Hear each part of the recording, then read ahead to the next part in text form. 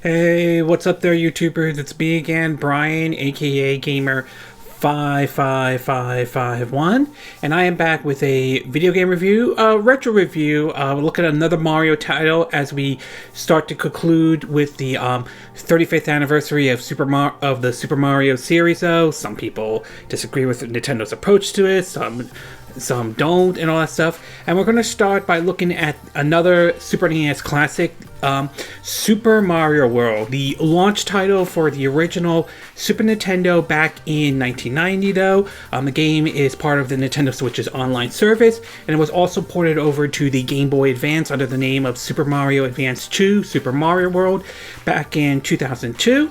But we'll be looking at the Super Nintendo version to be exact, though. And if you're interested in any gameplay footage, I'll have a link down in the description down below, or you could click on the card that will appear up on this video, though. I remember when I got my Super Nintendo. This was like a long time ago, back when I was in like second grade during elementary school, and it was definitely exciting, though. And one of the games that came with it, though, was Super Mario World. Much like the original Nintendo Entertainment System, or NES, when that came with Super Mario Brothers, although I had the one that had Super Mario Brothers, Duck Hunt, and World Track and Field and all that stuff. The Super Mario World was just exciting to me. It was exciting when I got that game, when me and my brother played it and all that stuff. And even after all these years and all that stuff, to me the game is still like a classic and all that stuff. Well, as we gear up to the end to the Super Mario 3D Super Mario 35th anniversary, I thought I would do a review of my thoughts on Super Mario World after all these years. And although there are two minor quirks I have with the game, I have to say, though, that this game is still a classic no matter how you look at it and all that stuff. So why don't we get started with the pros and cons, and we'll start off first with the pros. And this one, we'll start off first with the 2D gameplay and all that stuff.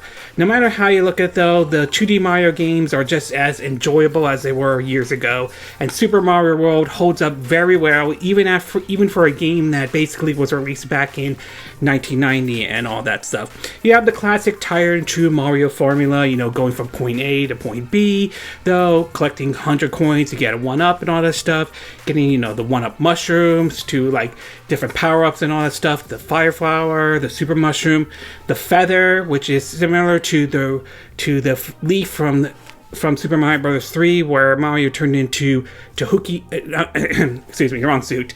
Raccoon Mario to fly. He turns into Cape Mario and now has the ability not only to fly, but guide in the air for a little bit and all that stuff. So it follows the tired and true formula, but it also added some new elements, such as basically the first time we got introduced to Yoshi, the green dinosaur that would become basically Mario's companion since then, which also came with 3 other Yoshis, though: a blue Yoshi, red Yoshi, and yellow Yoshi.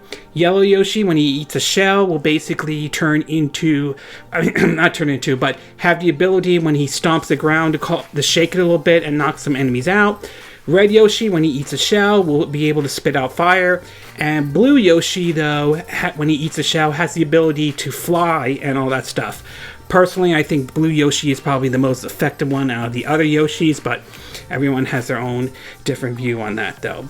But in terms of gameplay, though, it's classic 2D Mario gameplay and all that stuff, and there is absolutely nothing wrong with that in any way or any shape or in any form. The next thing I do want to talk about is that the game is basically, there is a ton of secrets. And Mario games are known to have little secrets here and there, and Super Mario World is no exception on that stuff. Some of the secrets are basically, finding the hidden exits, which you can tell which level has another exit by looking at the world map. If there's a red dot, then that basically is an indication that there is a hidden exit and all that stuff.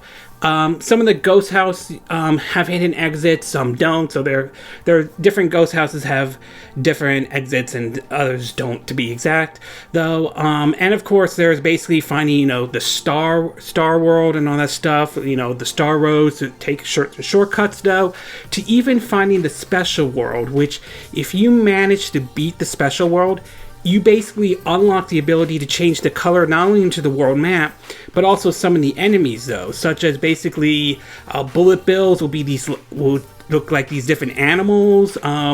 Piranha plants will have masks and all that stuff, and Koopa Troopas would basically, instead of being in their shells, they would walk with look like a Mario mask and all that stuff. It's those like little secrets that add that little bit of a charm to the game and all that stuff, and I'm glad, and it still holds up very well and all that.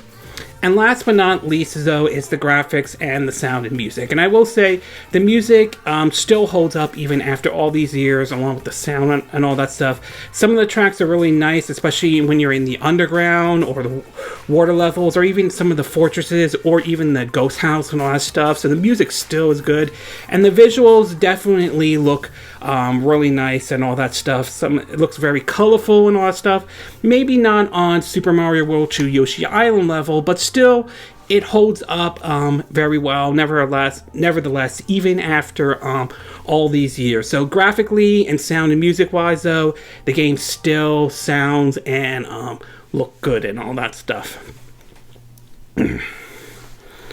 Okay, we're going to take a quick break, and when we get back, we'll get to part 2, which is the cons. So we'll take a little break, and we will be right back.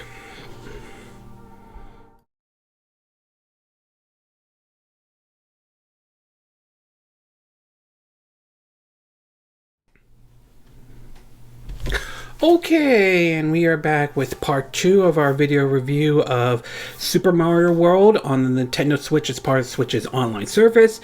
The game was originally released back in 1990 on the Super Nintendo and 2002 on the Game Boy Advance. So now that I gave you the pros, why don't we get started with the cons? And there are really only 2 cons I could think of, it, and otherwise what I consider a very much a classic video game for Super Mario World. We'll start off first with basically about the visuals and the sound. Now, as I mentioned before, the visuals and the sound still sound great. It still looks good and all that stuff. And don't get me wrong, that still holds up very well and all that, though. However, when compared to, say, later Super Nintendo games like Super Mario World 2 Yoshi's Island, which I did a review on my last video on that one, though, or basically the Donkey Kong Country games and all that stuff, I have to say those look and sound better than what Super Mario World does. The best way I could sum it up is that I look at the visuals and sounds and music of Super Mario World the same way I look at like the new Super Mario Bros. Series, though, like New Super Mario Bros. DS, New Super Mario Bros. 2, Wii, and New Super Mario Bros. U, though, which is, they're good games, don't get me wrong. They look good, they look good, they sound well and all that stuff, so they're not terrible looking or anything like that. But when compared to other games like, say, Rayman Legends or Rayman Origins or Donkey Kong Country Returns or Donkey Kong Tropical Freeze, I have to say those games, in terms of visuals, sound, and music and all that stuff, I would say those kind of blow the new Super Mario Brothers games out of the water. And I kind of sort of see that with Super Mario World to a certain degree. Again, the graphics aren't terrible. They still look good. The sound and music still look good. They still holds up very well today, but when I look at some, but not as good as, say, like the later Super NES games, like I mentioned, Yoshi's Island, the Donkey Kong Country games, or say like the Fortress level in the original Super Mario Bros. The music sounds good on that one, or the music from Super Mario Bros. 3, particularly the final boss battle, especially when you're fighting Bowser. That just sounds epic and badass. Not to mention Mario 64's Bowser's battle, or music from Super Mario Galaxy in general. So, like I said, the visuals and the music and the sound are very similar to how I view the new Super Mario Bros. U series. They're good, don't get me wrong. They're not awful, they're not terrible. It's just that there are other games that I think do a better job, though, alright? And last but not least, and this one, again, is a minor con or all that stuff, and that is the special levels. Now, I've played these levels before many, many times, and even after all these years, they can be very challenging. The special levels, basically, when you try to unlock everything in the Star World and all that stuff, it's very challenging, particularly 2 of the levels, Tubular and Outrageous, though. To me, those are like the hardest ones out of all the special levels, although the other ones can be extremely difficult to. You will be challenged in terms of, your platforming in those levels and all that stuff, though. Does that mean it's bad or anything like that? No, of course not. It's not bad or terrible or anything like that, but those levels, and especially the special levels in general, though, are very, very challenging. Those, some people, it might be too difficult for them. Others will like the challenge and all that stuff, though. They're challenging and worth trying out and all that stuff, but they can be difficult at times. And even after all these years, I still think they are very challenging, difficult levels. But like I said, Tubular and Outrageous, in my view, are the most challenging ones of them all.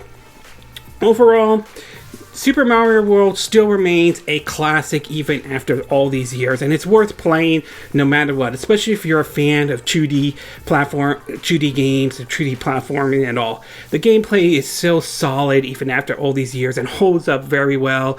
There's tons of secrets in the game to look for, and the visuals and the music are still good and all that stuff. They hold up very well, don't get me wrong, though. But like I said, though, when compared to some of the later Super Nintendo games like Super Mario World 2, Yoshi's Island, or the Donkey Kong Country Trilogy, though, I will say from a visuals and a music standpoint, those games kind of, and I know some will disagree with me, some may or may not agree with me on this, though, kind of blows Super Mario World out of the water and all that stuff. And the special levels, though fun, can be very challenging, including Tubular and Outrageous, which I still think is the most challenging ones, though. But even with those minor cons, though, this game is still a classic.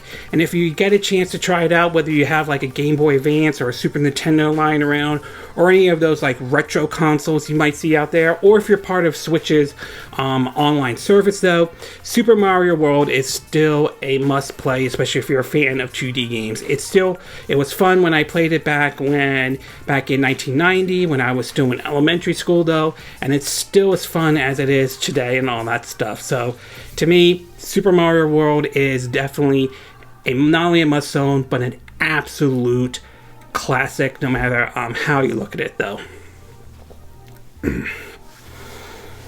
Okay, this concludes my video review of Super Mario World on the Nintendo Switch as part of Switch's online service. And again, these are my opinion. What are yours?